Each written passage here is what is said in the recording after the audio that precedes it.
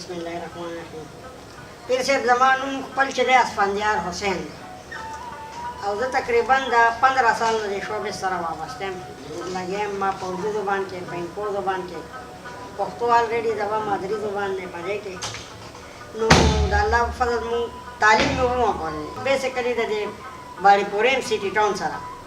زما مور پلار مې چې دی دا د ناګومان دي او مورم چې دی د بابوګړی ورڅک روډ کاباپیان ورته و. سجده راغولې مونځ اودس هم کوو، شکر الحمدلله په هر حال باندې د هغه شکر ګزار یو. زما یو بچنګی دی، یو بچنګی مې وفات وه، یو زوی مې دی، یو لور مې وفات وه. او با د مور پلار په مرضۍ باندې ژوند اوس هم تېروو او شوبز کې مې کار کړی. تقریبا اوس یو 2-3 کاله برابرېږي چې زه اوس په رنګ روډ باندې یو هوټل دی نو په هغې کې ویټري کوم. ولې چې ژوندی انسان به خامخا همت کوي، طاقت به کوي. سهار به ځي، ماښام به خپلو بچو له 100 روپۍ پیدا کوي. دا د هغه محنت دی او لګیا یو خپل منډه تړل هم کوو. په هر حال باندې د هغه لاک کرم دی.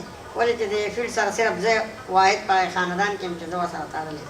زموږ فیملی ممبر که څوک هم نو واحد زه یو داسې وم چې مطلب دی ما به د سکول نه به راغلم نو زما یو معمولي غوندې سټور و، دا به مې کولو. بیا ما سره یو سی ډي شاپ و، هغې کې به ما ټایم دغه کولو. نو بعد د دې نه سلسله بیا داسې راغله چې ما ته د شوبز کې یو چانس میلو شو نو ما کردار وکړو. نو هغه سلیکشن پې عوامو ورکړو نو عوامو ډېر خوښ.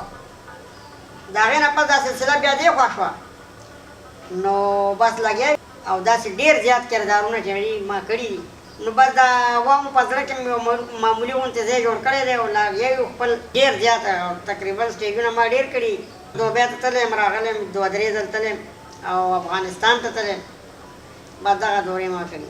یاره ما ډېرې کرکټرې کړي. یاره بس ډېر داسې خلک دي وایي مونږ ستاسو نه ډېر متاثره یو، ستاسو دا کردار زموږ خوښ دی. نو بس عوام دی څوک څه کوي څوک څه کوي، خو دا د خلکو مینه ده او خلک یې کوي بس.